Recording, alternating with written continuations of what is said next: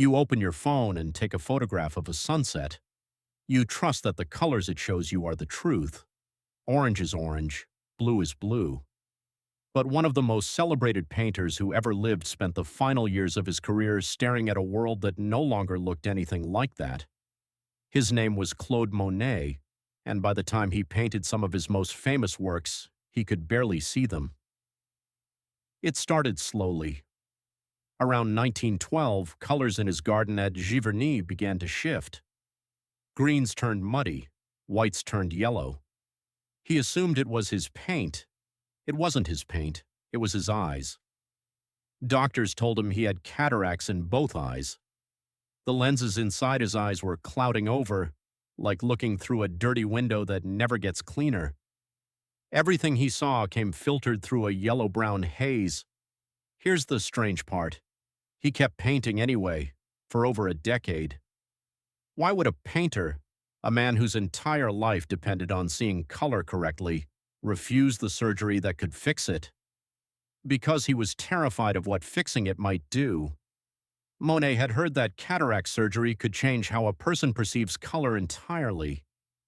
He worried that if his eyes were repaired, the colors he had spent 40 years learning to paint would suddenly look wrong to him. He would have to relearn how to see. So he waited, and he painted through the haze. His water lilies from this period turned reddish, murky, almost bruised in color.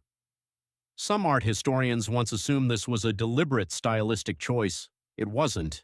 It was cataracts. Stanford ophthalmologist Michael Marmor spent years studying Monet's medical records alongside his paintings. Marmor built computer simulations to recreate exactly what Monet's clouded eyes would have shown him. The results matched the paintings almost perfectly. Monet wasn't inventing a new palette. He was painting what little he could still see. By 1922, Monet was nearly blind in his right eye. He could tell light from dark, almost nothing else. In 1923, at 82 years old, he finally agreed to surgery.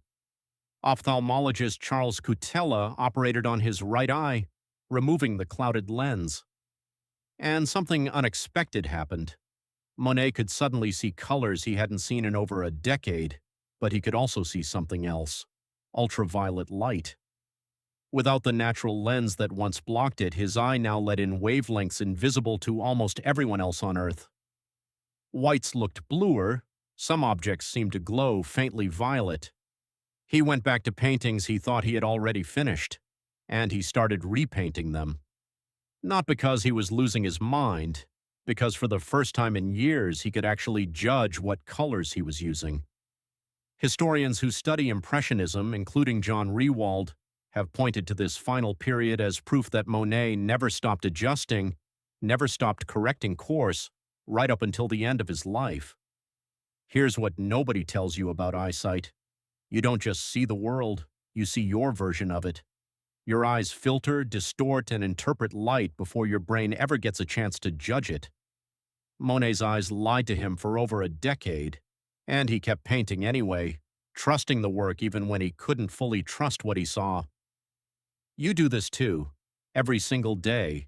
Your memory edits your past, your mood colors your present. What you call reality is really just your particular haze, the version filtered through whatever lens you happen to be looking through today. So here's the real question, not whether your view of things is distorted, it already is.